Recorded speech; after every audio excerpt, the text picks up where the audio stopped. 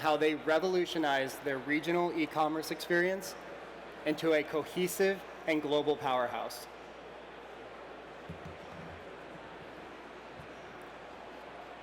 While Puma's e-commerce evolution can provide us with an insightful roadmap, it's essential that we first look at their system from before the transition, or in Puma's case, I should say systems, because for Puma, each of many regions was autonomous. Each of their regions were autonomous. Each of them operated with its own technologies, its own processes, its own data, and its own teams to manage all those things. This decentralized approach allowed the regions to address their own unique issues, but of course it brought with it its own challenges. Now it's essential that we first understand any problem before we jump into a solution. So let's take a look at some of those challenges. The challenges created by this decentralized approach included duplicated initiatives, where due to the technological differences between regions, they would often knowingly duplicate work. The underlying systems that the regions used couldn't integrate seamlessly, with some regions using platforms like Magento and other regions using Salesforce. And this inherent incompatibility meant that they had to create their own independent solutions for the same e-commerce challenges. These regional differences and the duplication of efforts inevitably led to financial implications. Investment was rooted for each region in addressing their specific needs, and this created an inability to share and leverage those solutions across regions. This amplified costs without delivering a corresponding increase in value or efficiency. Under diverse platforms and unique strategies, users could encounter variations in their online journey depending on the region that they were interacting with. Such inconsistencies posed challenges in maintaining a unified digital perception and risked degrading the overall brand experience that Puma aimed to deliver globally. And with regions having made different technology choices, consolidating a global data view became complex. Differences in sales metrics and user behaviors were some symptoms of this issue. So achieving a synchronized, unified perspective across regions was a big challenge.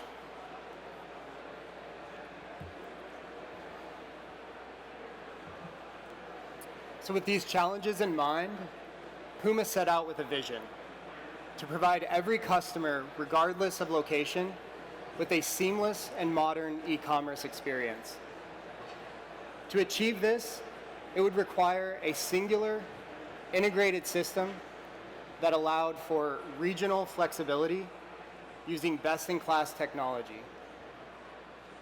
This was Puma's idea of CyberCat. Let's dive into a few of the specific requirements of the CyberCat platform. For this system to be successful, it needed to support each region's ability to update their own content and to translate that content into authentic, well-translated, multilingual translations. It also needed to support each region's different payment providers, as well as specialized campaigns that were attuned to the local region's trends and events. Each region also had their own legacy systems that needed to be integrated into this system, as well as third-party vendors and services that they already had contracts with. Finally, the entire system needed to be performant and resilient. This piece is uniquely challenging at Puma, and many brands don't experience this because Puma has collaborations with artists, athletes, and other brands that cause massive traffic spikes when they do product releases. Being able to meet those traffic demands and then scale down infrastructure so that you don't incur high costs when you're not using them was one of the biggest, most fascinating challenges with CyberCat.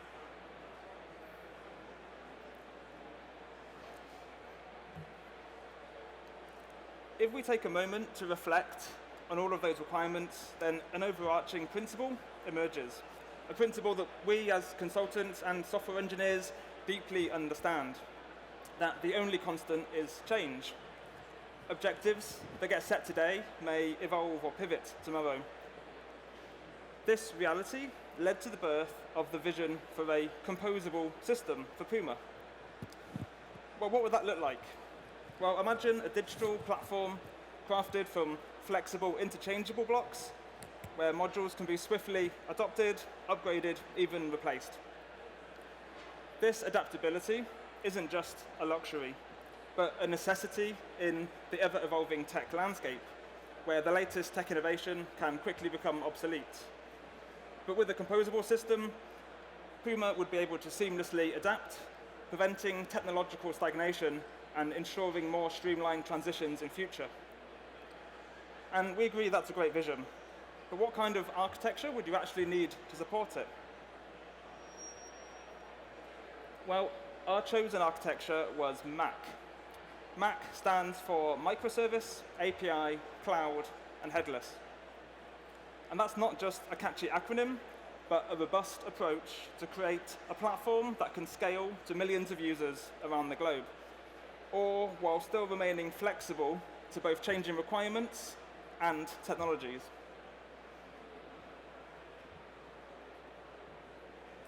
And so now that we've covered the background, the vision, the plan, and all of its requirements, let's transition to talking about the approach. How did we actually build this platform? Well, we started with a simple proof of concept. This allowed us to test the waters, validate our ideas, and ensure that our proposed solution would work. And to demonstrate this, I want to actually walk you through how we solved this problem, step by step, with some visuals that we have. We're going to start with a high-level view of Puma's architecture. We'll dive into some regional complexities. We'll unify an API, consolidate some backend services, and then we'll address the UI duplication. And I will do my best to not get too technical. So here is a high-level view of Puma's architecture.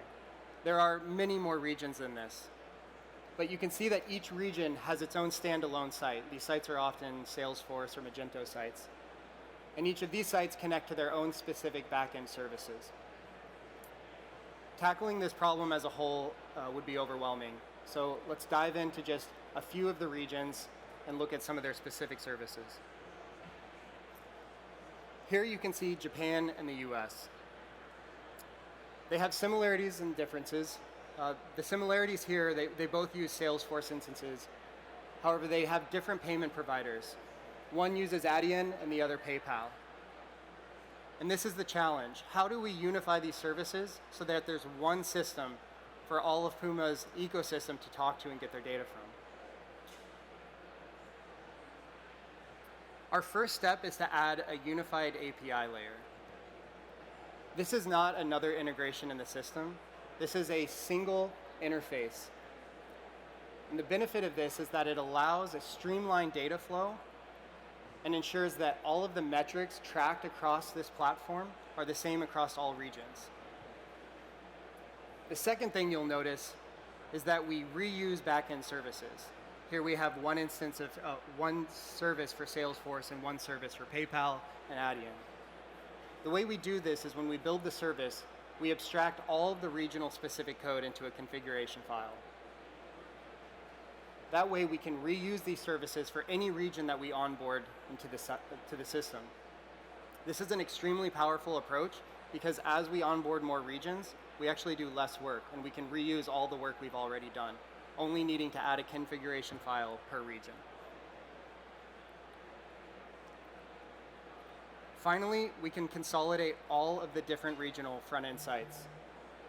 We use a server-rendered web application that determines the user's region, then requests specific regional content from the unified API layer, along with personalized data, and returns that back to the user. This unified approach offers endless possibilities for what we're able to do now that we have access to the entire Puma ecosystem.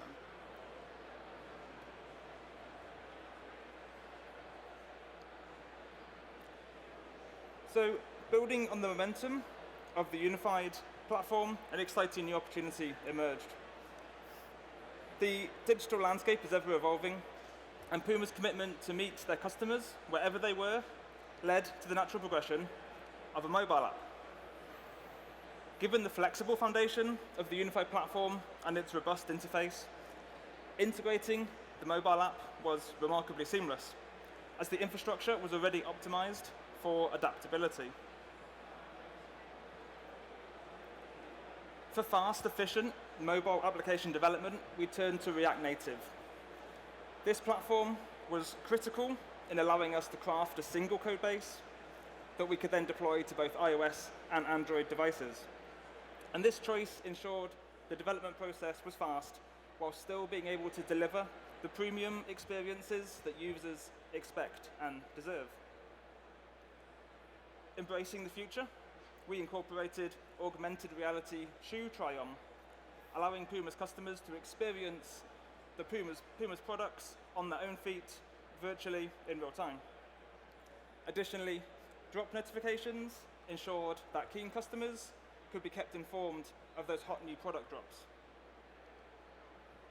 Beyond the core e-commerce features, the app was equipped with other unique functionalities, from personalized product recommendations to app-exclusive deals. And this ensured that Puma could allow the app to stand out in a crowded marketplace. With a perfect blend of user-centric design, seamless performance, and great features, the app quickly hit the coveted milestone of 1 million+ downloads. And we're really proud of the 4.9 star rating that the app received on the Apple App Store, as well as the Google Play Store, as this demonstrates that users weren't just downloading the app, but that they sincerely appreciated its functionality, its design, and its performance.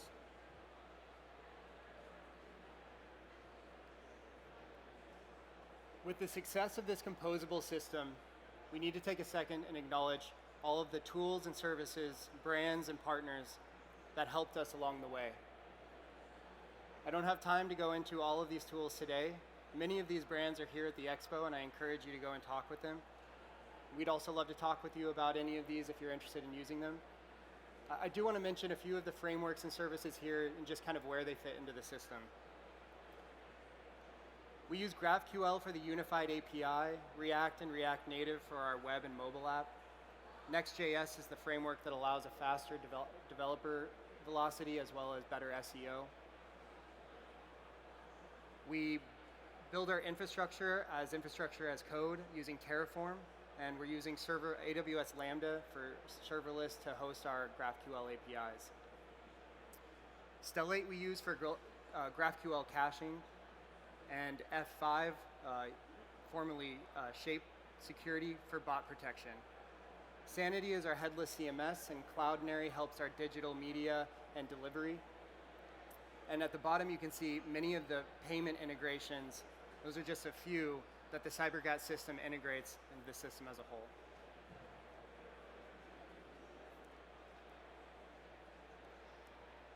So having laid the technical groundwork, let's pivot to where it all converges, with an elevated customer experience on the new CyberCat platform. This isn't merely a tale of technologies and architectures, but of transformative experiences for Puma's customers and their dedicated teams around the globe. Now that every touch point on CyberCat is optimized for great performance, we don't just get faster page loads, but this also extends to the robustness of the entire platform itself during those high traffic events. Each region leverages this same robustness, ensuring uninterrupted service and a seamless customer experience. And in today's digital age, content is king. With CyberCat, teams are now empowered with control of their content. If immediate changes need to be made to reflect a local event, a trend, or a promotion, no problem. Each region can swiftly update their content, keeping it relevant and resonant with their users. Previously, deploying a new feature or update to all of their e-commerce sites across all the regions was practically impossible. Now with CyberCat, global code deploys are lightning fast, taking as little as just 5 minutes. And what's remarkable here is the universal benefit that each region harnesses this same speed ensuring that new updates, features, critical fixes are promptly available for their users. And with the dynamic nature of CyberCat, Puma is no longer tethered to a fixed digital strategy. If they wanted to introduce another new client interface, perhaps an in-store kiosk or an AI-powered chatbot, then with their modular architecture, this would both be feasible and fast. This adaptability ensures that Puma are able to remain at the cutting edge of e-commerce innovation.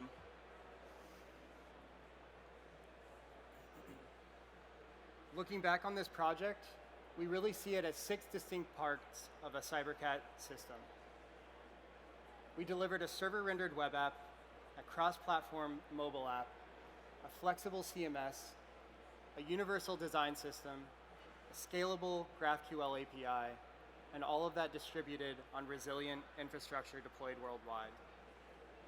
This allowed Puma to meet its CyberCat vision, to provide every customer, regardless of their location, with a seamless and modern e-commerce experience. Thanks for joining us on this journey. We'd love to answer any questions that you have. If you have time, stop by our booth. It's Q64. We have a swag bag with a lot of our partners have worked with that on us, and we'd love to talk with you about our services.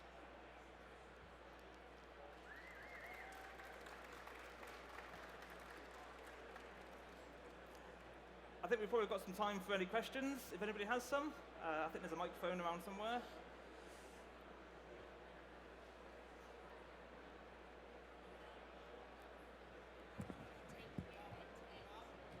What's that? For the whole, sorry. Yeah, sorry. So the question was, how long did the project take us end to end? We started our proof of concept 3 years ago. The proof of concept lasted maybe 6 months. We shipped our first region, I think, in a year. And since then, I don't know if we can say how many regions we've shipped, but we shipped a lot of regions. And those were faster and faster every time. I have a microphone. How's it going? Hey. Because the regions are segmented to begin with, I'm assuming that the customer data as well were all housed separately and segmented as well. Was part of the project like a consolidation of customer data, and with the challenges with customers that might exist in different databases, different regions? We did not have to solve that problem. That's a great one. That is a very difficult problem to solve, no matter the architecture here. Mostly regions still operated, I don't want to get too much into the business side of Puma, but their regions still operate independently. They're all autonomous. So, but there are analytic platforms that were built to look across all of the platforms and see that kind of data. But we didn't normalize any of the existing data in each of those regions. Question over here. How did you go about aligning people across all the different regions and managing the change management of the project, or did you not have to get involved in that either? I'll answer this if you... Go for it. Okay. I'm glad you asked this question. As I've been an engineer for a very long time, and one thing you learn is that the code is the easy part. The people and specifically the organizational communication is the hard part. Puma is growing very quickly. Their regions are strong, independent, and they have their own communication style at a top level. We weren't a part of that, but I will say that over the 3 years that we worked with them, their organizational communication evolved, and a lot of that, and this is true for my experience in other companies that we've consulted for as well, it really comes down to process. You have to instill strong process, and that will facilitate the right kind of communication. Does that answer your question? Yeah. You've clearly got a lot of technology going on there. How at Puma or what principles do you apply when you're deciding whether you're going to in-source some of this stuff and do it yourself, or whether you're going to outsource it to suppliers? Good question. As Michael said, when we were consolidating the regions, each region already had a chosen set of suppliers that a lot of those we had to maintain support for. So that's why there's so many systems forming part of CyberCat. So not every region uses every system. Some of them are built in for specific regions. Once we were consolidating, it then became more important for Puma to make careful decisions about what new tools to use, because they had an incentive to select like one system that they could use for all the regions, that we only had to integrate one tool for everybody's benefit, as opposed to still having regional specific tools that we implemented just for a specific region. In terms of making that choice, I mean, that was down to Puma to kind of make the final decisions. We could obviously discuss all the options with them and try to encourage them to make a good choice as far as our own experience. But yeah, ultimately we had to work with whatever tools Puma eventually decided to use. And yeah, as you saw on that screenshot, there were quite a lot of different tools, different payments, different analytics and tracking, marketing tools. Yeah, the list is endless. I could give you a specific example too, where we use GraphQL as that unified layer I had said, and we needed to improve the performance of our response times to get data from that system. So we had to cache that layer. Caching GraphQL is very complex, and so as a development agency, we looked into doing that ourselves, and we decided not to do that, and we actually went with Stellate, who is incredible. If you're looking for GraphQL caching, you should check them out. But we presented both options to Puma, and kind of let them make the decision there.